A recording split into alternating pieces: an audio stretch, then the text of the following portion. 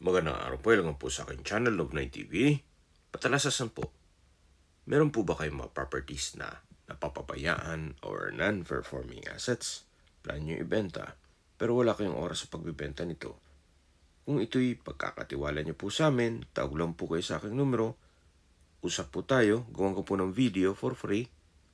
Yes, libre po, wala po kayong babayaran. Tutulungan pa namin kayong mabenta ang inyong property. Kami na po bala sa marketing, sa boosting or paid ads. Even sa tripping, hindi na po kayo mapapagod sa pag-entertain ng mga buyers. Kami na po bala sa lahat. Tawag lang po kayo. Nandito po tayo ngayon sa Tagaytay kung saan meron po tayong bagong video presentation. Isang income generating property na may lot area na 625 square meters at may floor area na 802 square meters. Meron po itong dalawang bahay at swimming pool. Nasa loob po ito ng isang guarded subdivision na tahimik ang lugar, sariwang hangin, at malamig po ang klima. Ang subdivision po ay along Santa Rosa, Tagaytay Road. Kada bahay po ay meron pong 3 kwarto o 3 bedrooms each house at mga 3 to 4-year-old na po itong property. Ito po'y titulado, buhay po ang may-ari, kaya wala po kayong magiging problema sa documentation or sa transfer ng title.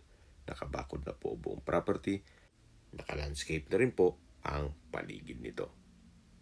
Modern design po itong bahay, kaya napaganda at napakaliwalas. Ito po yung open garage, yan po yung steel gate, at meron pong 1 meter setback dun sa dulo nitong bahay. Yan po yung entrada at dito naman po yung daan papunta sa covered car garage. At meron din pong garden sa gilid nito. Then sa dulo po nun ay may malaking gate na rin. So samahan niyo po ako. Pasok po tayo. Ito po yung hallway or in between ng dalawang house. So yan po yung swimming pool. Pero check po natin itong first house. Dito po sa first house ay may balkonahe. Naka-glass railing. Then dito naman po yung glass walls sa part nitong living area. So ito po yung main door. Ito po yung first bedroom. Then ito pong wall ay may wall cladding. Then ito po yung living area at sa dulo po yung formal kitchen.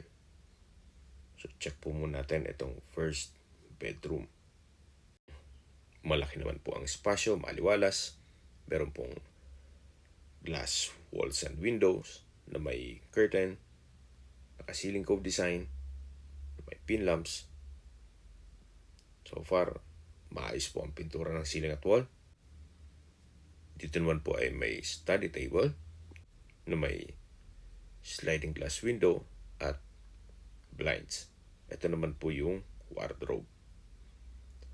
Dito po sa dulo ay meron pong toilet and bath, kung saan maayos naman ang toilet fixtures, naka-tile bathroom wall, at meron din po itong shower enclosure. Meron din po, naka-tile bathroom wall, may overhead shower or hot and cold shower, at may bathroom window. Maayos naman po ang disenyo. Elegante. So labas po tayo para check natin ibang parte ng bahay. So tunghayan niyo po itong first bedroom. Sa dulo po meron pong sliding glass door. Papunta naman yan sa balkonahe o terrace kung saan dyan po tayo galing kanina. So yun po yung pool. Then yun naman ang kabilang bahay. So ikutan po natin muna itong first house bago tayo lumipat. So ito po yung hallway. At dito naman yung kabilang kwarto, kung saan malaki din ang espasyo nito. Naka-ceiling cove design. Meron din pong split type aircon. At tungkol naman po sa mga gamit, siguro pag-usapan na lang yun ni owner. May wardrobe. Then, may wall-mounted table at may sariling toilet and bath. So, halos same setup po. May bathroom sink, vanity mirror, water closet, hot and cold shower, at ito'y naka-tiled bathroom wall. May shower enclosure na rin po ito. At bathroom window. Tunghay niyo po ulit bago tayo lumabas. Itong second bedroom. So, labas po tayo. Then, dito naman po yung third bedroom. Itong third bedroom sa spasyo, sakto lang. Hindi naman siya ganun kaliit at hindi naman ganun kalaki. Meron po itong mga customized sliding glass window with curtain. Then, naka-ceiling cove design with pin lamps. May split type aircon. At may wardrobe. Sa pintura, maayos. Meron din po itong sariling toilet and bath. So, ganun din po. Halos parehas ang setup. Naka-wall mounted bathroom sink, vanity mirror, water closet, shower enclosure, hot and cold shower, at naka-tiled bathroom wall na rin po ito. Okay, lalabas po tayo. So, ito po yung third bedroom dito sa first house. So, mula po dito, matatanaw nyo ang living area o salas. Glass walls and windows with curtain. Naka-ceiling cove design with ceiling fan. Open concept lang po, walang partitions, kaya maaliwalas. So, yan po ulit yung living area o salas. At ito yung dining area. Then sa dulo po ay naka-glass walls with curtain, high ceiling. Check po natin itong formal kitchen kung saan ito'y naka-modular kitchen cabinet and drawers. May range hood, gas range, at kitchen sink. Dito naman po yung powder room. Meron pong wall-mounted sink, vanity mirror, water closet, at may disenyo na rin ang wall nito. So, yan po yung dining, yung living area, at dito po yung hallway papunta dito sa main door. Ito pong main door ay naka-customize wooden door. At ito yung balkonahe. Dito naman po yung hallway. Papunta naman yan sa entrada. At yan po yung main door ng second house. May stairs po dito. Papunta naman sa swimming pool. So mula naman po dito, ito naman yung balkonahe ng pangalawang bahay. Kung saan ang view naman ito ay itong swimming pool. Yan po yung perimeter fence. So, napakalinis po nitong property, well-maintained. Kaya ito'y ready for operation para sa Airbnb. So, same design, itong wooden door or customized wooden door. Ito po yung living area o salas. At sa likod po nito ay naka-glass walls na may curtain. Ito po ay high ceiling na rin na may LED lamps. Then, dito naman po sa kabila yung dining area. Ganun din po. Naka-ceiling cove design, glass walls and windows from floor to ceiling na curtain. At dito naman yung formal kitchen. May pendant lamp, breakfast nook, then may storage ng kitchen utensils sa ilalim nito. At ito pong formal kitchen ay naka-modular kitchen cabinet. May range hood, tiled kitchen wall, kitchen sink, electric stove, kitchen drawer, at may spasyo para sa refrigerator. Ito naman po yung powder room. Ito pong powder room ay maayos naman ng toilet fixtures at halos same lang ang disenyo dun sa kabila. So, ito naman po yung dining area At ulitin ko po, tungkol naman po sa mga gamit, siguro pag-usapan na lang ninyo ni owner kung isasama po yan. So, ito po yung hallway na papunta sa mga kwarto. So, for each house, meron pong 3 bedroom. Check po muna natin itong master's bedroom kung saan napakalaki po ng espasyo nito. Naka-ceiling cove design, may LED lamps, then customized glass walls and windows with curtain, maayos ang pintura ng ceiling at wall, naka-tile flooring, at dito naman po ay may wall-mounted table, then meron pong wardrobe, at dito naman po yung toilet and bath.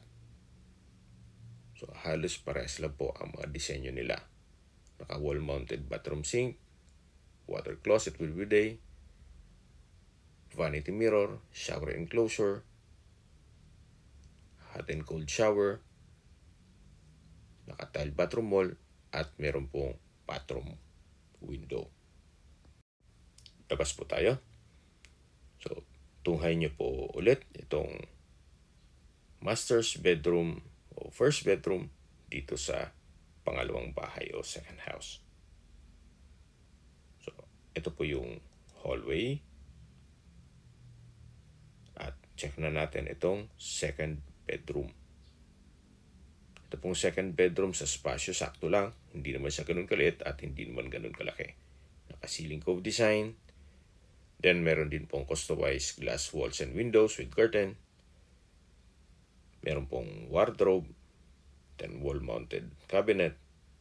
At may sariling toilet and bath. Maayos naman po ang toilet fixtures nito. May shower enclosure. Then, hot and cold shower. At naka-tiled bathroom wall. So, halos same design. Kung mapapansin nyo po, mula dun sa kabilang kwarto hanggang dito. So, ito naman po yung last bedroom o third bedroom na kung saan meron po itong mga customized glass walls and windows, naka-ceiling cove design, wall-mounted table, at wardrobe. Dito naman po yung toilet and bath. Naka-wooden door, maayos naman ang toilet fixtures. Then, meron din pong shower enclosure. May hot and cold shower. Naka-tile bathroom wall. At bathroom window. So, ganun din po. Halos parehas lang po ang disenyo nila dun sa ibang mga kwarto. Yan po, tunghayin nyo po ulit itong third bedroom o last bedroom dito sa second house. So, mula naman po dito, paglabas nyo, meron pong glass walls. At ito na po yung living area o salas, yung kitchen, at sa dulo po yung dining area. Ito po yung main door. Matatanaw nyo naman yung kabilang bahay. Ito po yung entrada. At ito po yung hagdan papunta dito sa swimming pool. Ang kagandahan po sa mga ganitong property ay hindi natutulog ang pera nyo. Ito'y income generating. Especially pag pinasok nyo sa Airbnb. Hindi na po kayo magse-set up o kung ano man ng sakit sa ulo sa construction. Ang kulang na lang po dito ay inyong supervision. Gawa ng all set na po. At tungkol naman po sa figures, kung magkano kita nito, siguro pag-usapan nyo na lang ni owner. Pero pag peak season o bare month, hindi po nababakante ito. Then, meron pong garden set dito with umbrella. Ito naman po yung shower room at banyo na naka-glass door o frozen glass door. May hot and cold shower. dito naman sa kabila yung banyo, kung saan meron itong water closet with bidet. Then, meron din po mga disenyo sa gilid nito. At ito yung naka-frozen glass door. Ito naman po yung dirty kitchen. Covered na rin. May kitchen countertop with stainless sink. Then, ito po yung property line kung saan ito yung naka-concrete fence. Then, meron pong malit na gate dito. Ito naman po yung likod ng first house. Lahat pong kwarto ay meron pong mga split type aircon. So, kada bahay po or each house has a steel gate or garage. Yun nga lang, dito sa first house, ito'y open garage na kakasya ang dalawang SUV. Yan po, tunghayan nyo po itong harapan ng bahay. At kung saan, dyan po tayo galing kanina. Dito po tayo pumasok. At dito po yung tinutukoy ko na entrada. Yan po yung hallway na diretso yan sa swimming pool. Meron pong garden dito. At yan po yung perimeter fence. At ito naman po yung glass wall sa part ng dining area o kitchen. May ilang steps na hagdan po dito. Napapunta naman dito sa covered garage o sa basement. Napakalaki pa po ng espasyo dito. Pwede maging function hall kung may occasion. Yan po yung garden. May mga ornamental plants sa palibot nito. At yan po yung second gate o gate para naman dito sa second house. Tunghayan nyo po itong side view, itong second house. Napaganda po ng disenyo. Ito'y modern design. So, dito po sa basement ay meron pong room o kwarto. Sa ngayon, ito'y tirahan ng caretaker. Kompleto na rin po dyan. Pero, syempre, para sa privacy naman nila, hindi ko muna kinuhanan ng video. Pero meron pong bar sa gilid nito. Then, meron din pong kumpleto rin po kaya ng banyo at kwarto. So, yan po yung covered garage o pwedeng function hall. At yan pong sa kanto ay yung third bedroom. Then, yung master's bedroom doon naman sa kabilang kanto. Okay, habang naglilibot po tayo, pag-usapan natin ang distance, location at travel time. Mula po sa Tagaytay Flower Market, ang distance is 1 kilometer at ang travel time is 1 minute. At mula naman po sa Picnic Grove, ang distance is 3.2 kilometers at ang travel time is 6 minutes. At mula naman po sa Tagaytay Rotonda, ang distance is 3 kilometers at ang travel time is 5 minutes. Sa Tagaytay Rotonda po ay kumpleto na rin gaya ng malls, hotels and restaurants, church, schools at hospital. Yan po yung lagi kong binabanggit sa inyo na dapat yung i-consider sa paghanap ng property yung meron pong malapit na hospital. Hindi ko naman po sinasabing sakitin kayo. Yan naman po ay for emergency purpose lang naman. At mula naman po sa airport, ang distance is 53.9 kilometers at ang travel time is 1 hour and 10 minutes. Ang estimated elevation po above sea level ay 1,500 feet. Ito'y nasa mataas na lugar, kaya flood-free area. Okay, sa presyo na po tayo. Ito po'y binaba na ni owner from 48 million, ginawang 43 million pesos net. Opo, kung familiar po kayo dito, na-vlog ko na po ito at nag-reprise po ngayon si owner. Kung may mga katanungan po kayo o gusto nyo magpasat ng tripping dito sa property to, tawag lang po kayo sa aking numero. At sa mga kababayan naman natin nasa ibang bansa, meron po akong Telegram. Sa mga iPhone user man, may iMessage. Meron din pong Imo, Skype, Viber at WhatsApp. Same number lang po, 0917-316-3399. Sa mga nagtatanong naman po ng aming Facebook, meron po aming Facebook page na Nov9TV at Facebook Reels video. Pakisuyo po, pakilike and follow na rin. Meron din po kami ibang YouTube channel na The Nov9TV channel at AC Listings. Sana po naibigyan yung aming video presentation. Pakilike and subscribe na po sa aking channel para ma-update din po kayo sa aking future listings. Kung sakali po hanap nyo yung mas malaking sukat ng lupa, meron din po kami ibang listings na pwede nyo pagpilian. Huwag po kayong mag-atubiling tumawag sa amin, then let us know your budget para malaman namin kung anong property pwede namin i-alok sa inyo. Sa lahat pong viewers, subscriber at nagtiwala po sa amin, salamat po sa suporta. Ingat po kayo lagi at yung pamilya. Maraming salamat po.